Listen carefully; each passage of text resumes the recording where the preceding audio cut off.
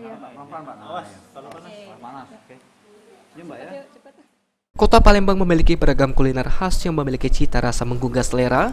Salah satunya seperti pinang salai ikan baung yang memiliki kenikmatan tersendiri dan cocok dijadikan hidangan di akhir pekan.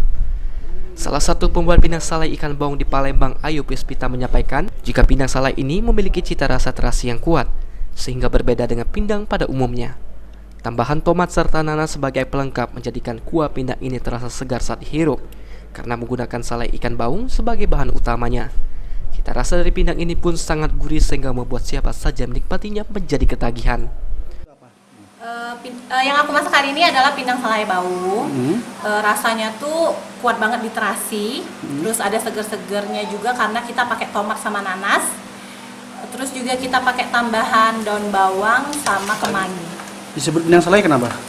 Karena ikannya itu kita asap, diasap lama.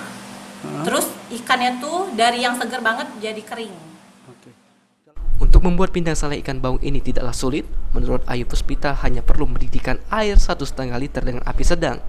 Sembari menunggu air mendidih, haluskan bumbu berupa cabai merah, bawang merah, kunyit dan terasi.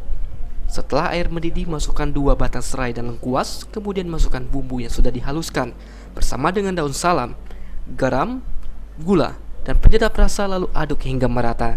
Selanjutnya, masukkan salai ikan baung. Terakhir, tambahkan tomat dan nanas yang sudah diiris, daun bawang dan juga kemangi. Tunggu sekitar 10 menit hingga tekstur salai ikan baung lunak. Setelah lunak, pindang salai ikan baung siap dinikmati. Eki Saputra, PAL TV. Sudah ada, Mbak. Oh, sudah ada. Pelan-pelan, Mbak. Awas, kalau panas. Oke.